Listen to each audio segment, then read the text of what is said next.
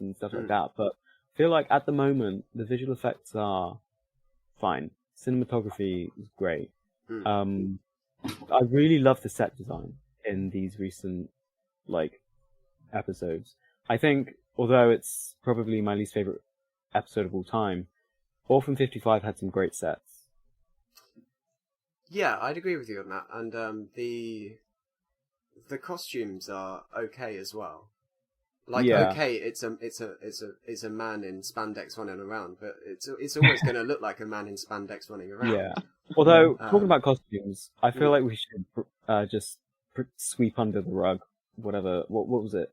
-3 or something from Orphan 55. Was that the cat lady? Tail. Oh gosh. Yeah. I am concerned with Doctor Who because they parted ways with Millennium FX, who were the costume designers or the costume makers for the Doctor Who monsters and stuff. And then the final story they did was Praxeus. And the thing is, Praxeus was the first story that was filmed for Series 12. So everything after Praxeus was done by some random people. And that's why it looks so bad in Orphan 55. Someone in their shed just building a costume. Literally. Ah, that's interesting. I've never heard That is that. interesting. And that's why they did the CGI monster also in, what was the finger episode called? I forgot. The old man where he fingered the little kid. You saw that big CGI monster. That looked so bad. Yeah. Oh, so they opted for CGI because they didn't have anyone to build the costume. Literally, exactly, yeah. I mean, one thing we can all agree, though, is that the new titles are beautiful. Oh yeah, I love the title sequence. Gorgeous. I feel like it's actually my favourite title sequence of all time. I think it is as well. Yeah. I think it is. And the new theme tune, oh my gosh, when the beat drops, you turn it up every time. It pays homage to the old Who, doesn't it? Yeah, it uses samples from the original, doesn't it? Who's the person that created the original beat again?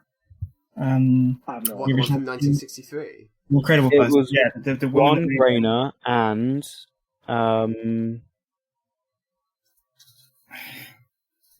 I'm googling it now. Come on, Haider. Come on, Haider. You should know. Yeah, no, Haider knows. We've talked about this because she was really underappreciated for her time. She was using all these crazy sounds and stuff, all the stuff that hadn't been. Yeah, she gets really underappreciated with it. She doesn't even get credited. It's really not annoying. I don't think it's Verity because here it is. It's She never got credited. And Delia Derbyshire. Who was that? Delia Derbyshire. Delia Derbyshire. I think that's the one. I don't think I've heard that name before. Her and Ron Grainer teamed up. She also, I think, created the sound for the TARDIS as well. Yeah. It's crazy. Yeah, she used all these, I can't remember, but very advanced technology for the time. Yeah. To create weird noises. Yeah, and Haider, it just shows Haider didn't even know her name, and he's one of the biggest fans of Doctor Who ever. So how has the show been there for you guys through this tough year and a half or so? We formed the basis, didn't we, with Doctor Humour. If we didn't have Doctor Humour, the lives, but that's where it all stemmed from Doctor Who, didn't it? So, yeah, we built a small community around there, didn't we, Haider? We did. And gained a little fan base. And the surprising thing is that I didn't watch that much Doctor Who, though. Even though I was way more active on Doctor Humour, I just was not in the mood to watch any Doctor Who. I don't know why. Usually, I'm pretty sure I've seen every single New Who episode at least 50 times. And that's not even an exaggeration. I'm pretty sure I've seen Doomsday at least 100 times.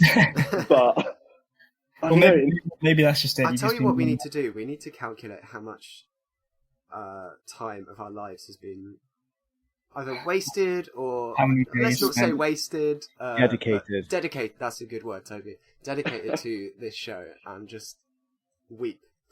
For me, it will be 14 years then. Oh, yes. Yeah. How long?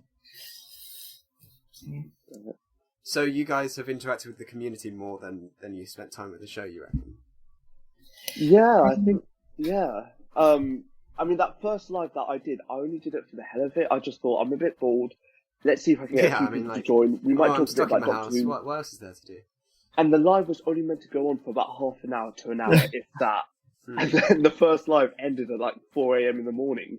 Damn. And like, and the thing is, we still had a lot more to talk about. So then we decided to just carry it on the next day, and then from then on, it just carried on for months. I mean, you guys basically had your own daily podcast. Essentially. We just talked about just so many random things. It was actually quite great.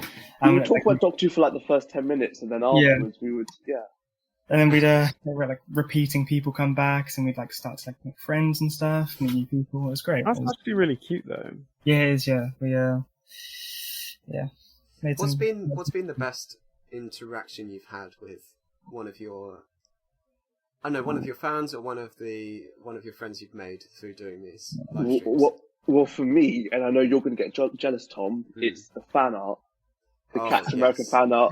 And I want some fan. Toby, loads of people have been doing fan art of Haider.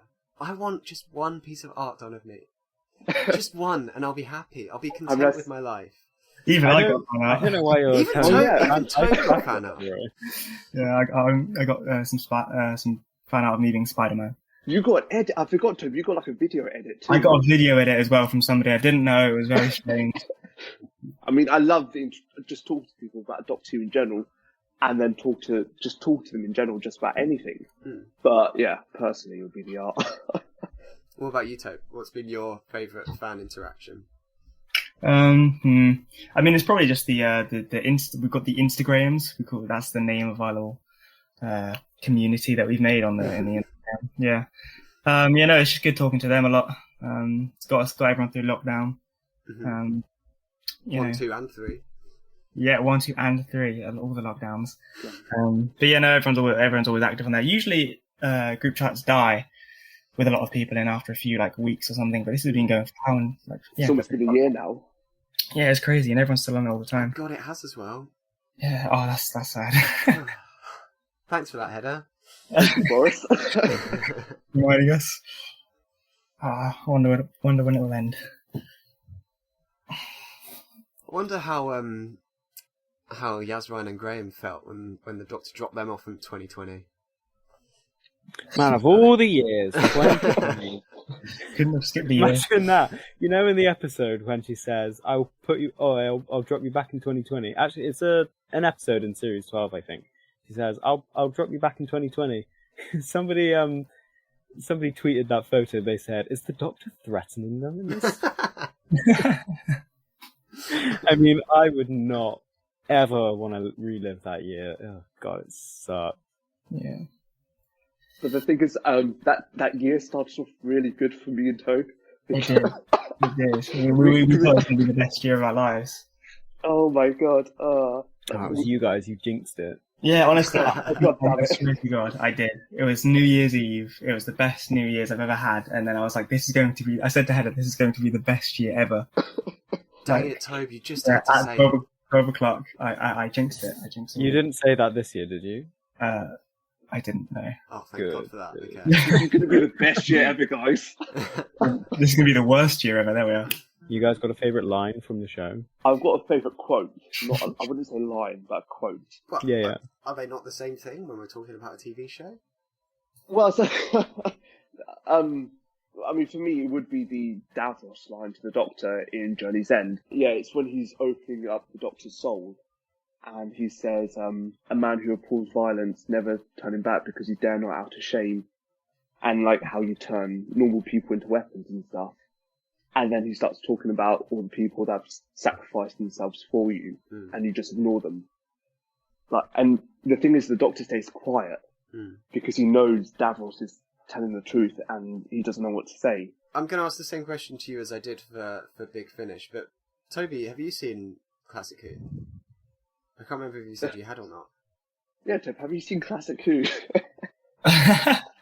Well, that's funny because Haider tried to get me into it a time ago. What did we start with, John? Was it just what John Pertwee? You've seen 2.5 stories. There we are. Yeah, and then halfway through it, I think I got distracted. We were in sixth form, and I was watching it. Fair. And he was making me watch it. I had my portable disc player. Portable disc player to plug into my laptop. God, I forgot about that. And he gave me the discs, and I got halfway through, then I think I had to go to class.